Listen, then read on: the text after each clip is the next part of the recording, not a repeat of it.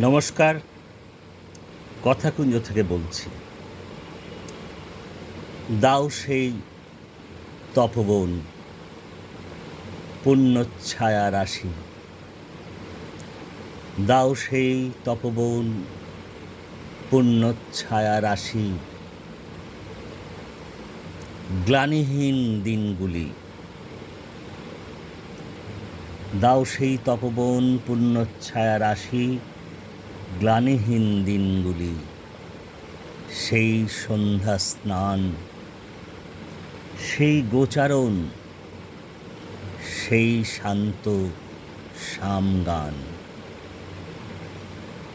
আজকে আপনাদের রবীন্দ্রনাথ ঠাকুরের একটি বিখ্যাত রচনা, দাও ফিরে সে অরণ্য লও এ নগর, সভ্যতার প্রতি। এই কবিতাটি সময়ের চাহিদাই বলতে পারেন, এই মুহূর্তে অন্তত। সুতরাং একটু পাঠ করবার, পড়ে শোনাবার চেষ্টা করছি। দাও ফিরে সে অরণ্য লও এ নগর, লহ তব লৌহ লস্ত্র কাষ্ঠ ও প্রস্তর। হে নবসভ্যতা, হে নিষ্ঠুর সর্বগ্রাসী, দাও সেই তপবন পুণ্যচ্ছায়া রাশি, গ্লানিহীন দিনগুলি। সেই সন্ধ্যা স্নান, সেই গোচারণ, সেই শান্ত সামগান। নিবার ধান্যের মুষ্টি, বলকল বসন, মগ্ন হয়ে আত্মমাঝে নিত্য আলোচন। মহাতত্ত্বগুলি পাষাণ পিঞ্জরে তব, নাহি চাহি নিরাপদে রাজভোগ নব।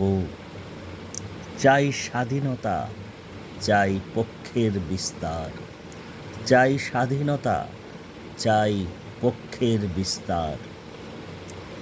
বক্ষে ফিরে পেতে চাই শক্তি আপনার, পরাণে স্পর্শিতে চাই ছিঁড়িয়া বন্ধন, অনন্ত এ জগতের হৃদয় স্পন্দন।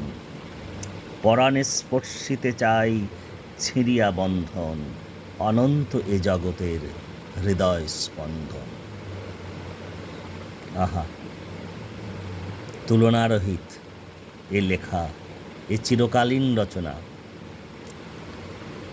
আজকে নানা রকম বিষয় নিয়েই তো আপনাদের সঙ্গে কথা বলি।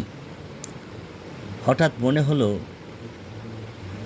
রবি ঠাকুরের এই বিখ্যাত লেখাটি, দাও ফিরে সে অরণ্য লও এ নগর, সভ্যতার প্রতি, যদি একটি নতুন করে আবার পড়ি।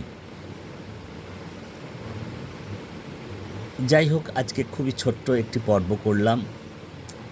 প্রতিদিনে তো নানা বিষয় নিয়ে আলোচনা করি, নিজের মতো করে কিছু কথা বলবার চেষ্টা করি।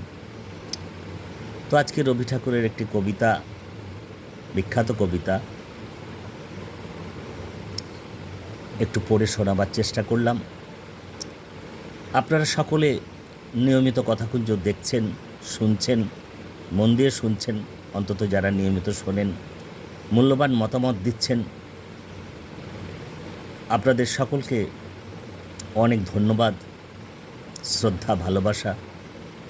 অন্যান্য পর্বগুলির মতো এই পর্বটিও যদি আপনাদের ভালো লাগে, নিশ্চিত করে লাইক, শেয়ার, কমেন্ট করবেন, বন্ধুদের জানাবেন। আর আপনারা তো জানেন, সাবস্ক্রাইব করতে কোনো পয়সা কড়ি লাগে না, একটু ভালোবাসার স্পর্শ লাগে। তো ঠিক আছে, আজকের কথাকুঞ্জ শেষ করব। আপনারা সকলে ভালো থাকতে চেষ্টা করবেন। অনেক ধন্যবাদ, নমস্কার।